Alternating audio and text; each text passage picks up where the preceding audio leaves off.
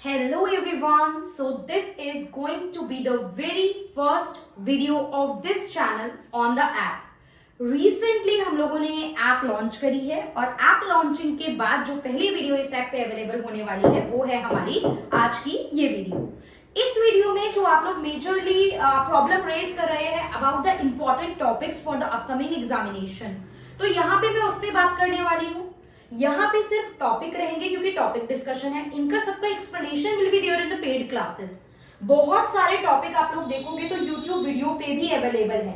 आप यूट्यूब की प्लेलिस्ट पे जाओगे, इनमें से मल्टीपल टॉपिक, मैक्सिमम टॉपिक आप लोगों को वहां पे भी कवर्ड मिल जाएंगे। So I will suggest after watching the video on the app just watch the free video. And बहुत से बच्चे पेड के स्टूडेंट होंगे जो नहीं है, if they want to join that then they can also join that. So या what are the topic that we have. First topic, without wasting any time, exam आने वाला है, टॉपिक पे बात करते हैं। काफी टॉपिक कवर भी हो चुके हैं पेड क्लासेस में, जो कुछ टॉपिक रह गए हैं कुछ सब्जेक्ट्स के उसको भी हम लोग बहुत जल्दी कवर कर लेंगे। यहाँ पे हमारे पास देखो, जरूरी नहीं है यही सब टॉपिक मैं डिटेल में समझाऊंगी। जो यूट्यूब पे फ्रीली अवेलेबल है पेड क्लासेस में, उनके अलावा हम कुछ टॉपिक पे बात करने वाले हैं। वही सेम टॉपिक कॉपी पेस्ट करके मैं फ्री एंड पेड दोनों में नहीं देने वाली हूँ, otherwise there would be no benefit of joining the paid classes, right? I hope you understand this point. So the very first topic is positivism and functionalism.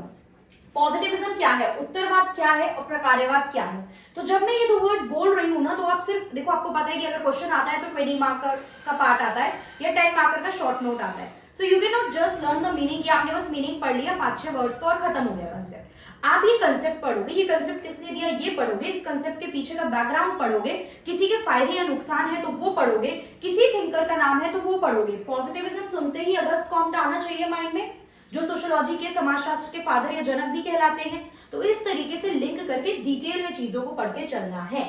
दूसरा topic है अधिकार। अधिकार के बारे में आप थोड़ा मैक्स वेबर से लिंक करके अथॉरिटी की बात करेंगे। मैक्स वेबर ने कितने टाइप की अथॉरिटी कही है, उन अथॉरिटी का एक्सप्लेनेशन आप लोगों को थोड़ा सा पढ़ना है। वो 3 टाइप की अथॉरिटी पे बात करोगे, that is traditional, charismatic and आपका लीगल रेशनल पार्ट। तो ये सब हम पढ़ेंगे कि करिश्माई अधिकार क्या होते हैं, ये सब पे बात इस टॉपिक की एक्सप्लेनेशन करेंगी।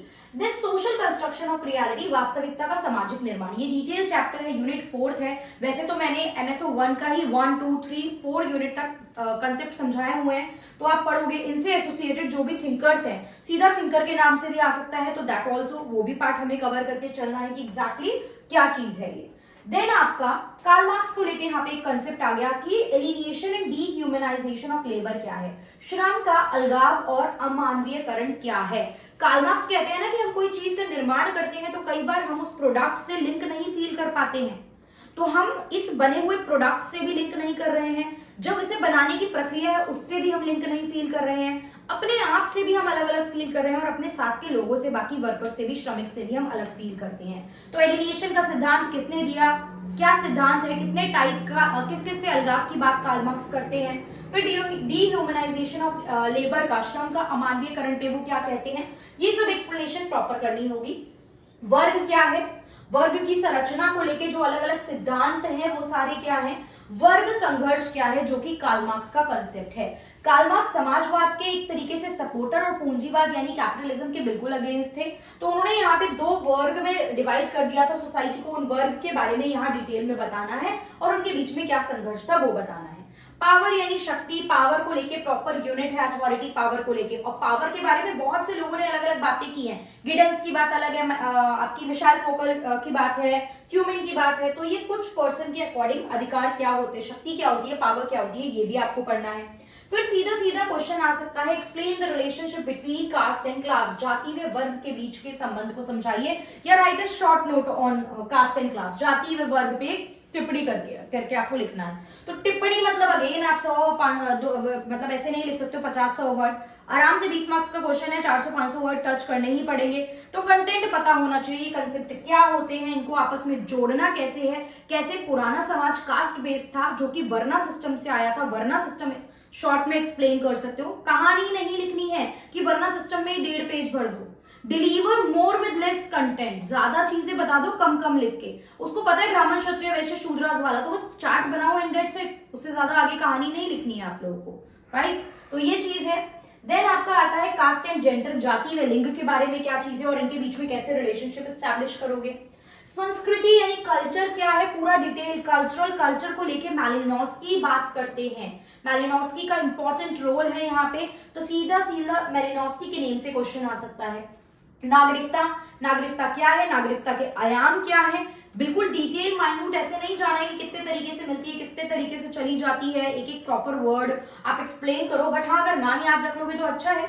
अगर आएगा तो इंडियन सिटीजनशिप की बात करें तो लिख सकते हो आप शॉर्ट में फ्लो चार्ट बना के, कैसे एक्वायर करते हैं, कैसे आपकी छिनती है, कौन सा कॉन्स्टिट्यूशन का आर्टिकल है जो सिटीजनशिप मिलने और छिनने के बारे में बात करता है।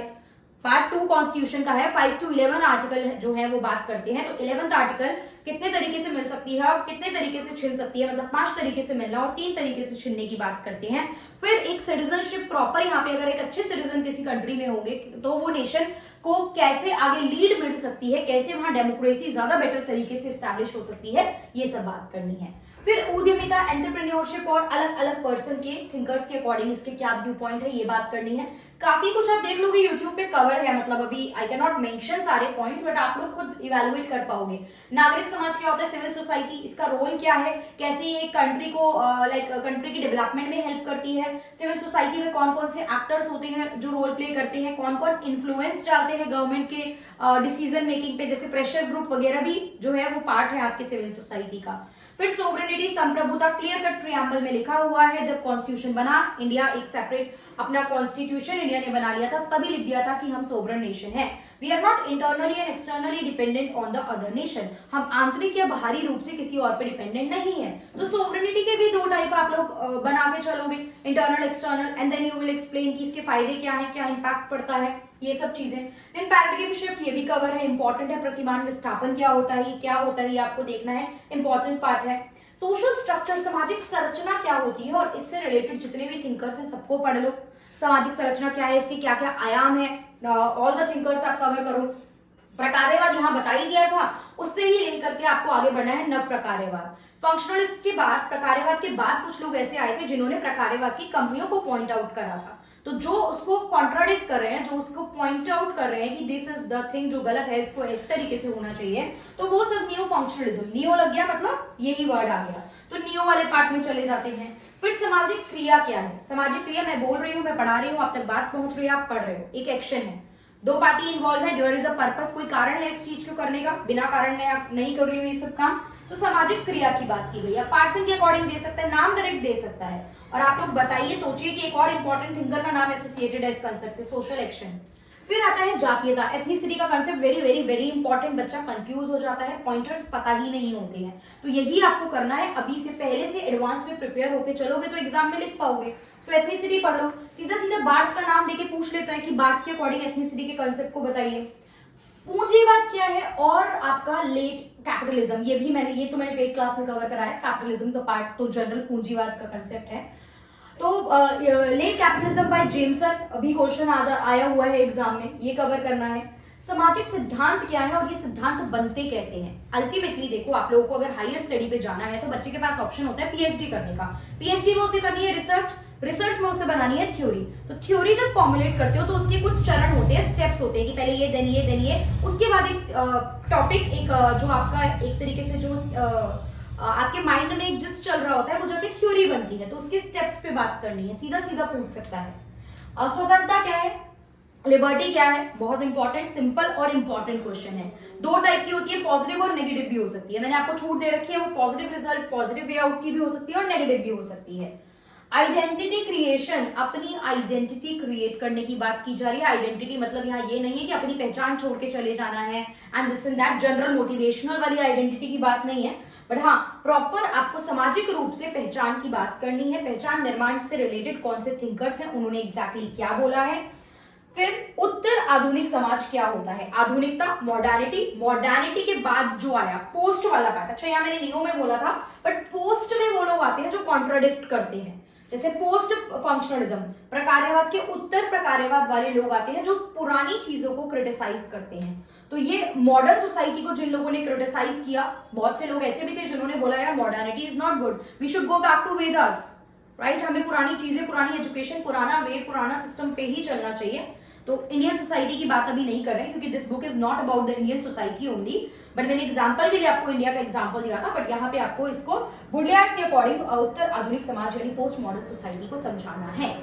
So here is the list of some most important topic. I hope आपको समझ में आ रहा होगा। ये सिर्फ टॉपिक्स है, explanation just after this video. जो बच्चा पेड क्लास का पार्ट नहीं है वो यूट्यूब पे जाके देखेगा, जो पेड क्लास में है उसको यूट्यूब प्लस पेड क्लासेस में काफी कुछ मोर देन इनफ कंटेंट मिल जाएगा। क्लियर? सो या ये MSO1 के टॉपिक है। इसी तरीके से मैं आप लोगों के बीच में फर्स्ट ईयर के और सेकेंड ईयर के सारे सब्जेक्ट के इंपॉर्टेंट टॉपिक जो है वो डिस्कस करने वाली हूँ। वो ऐप पे फ्री रहने वाले हैं, so you can watch it at any time. So yeah, that's all for this video. Thank you everyone for watching.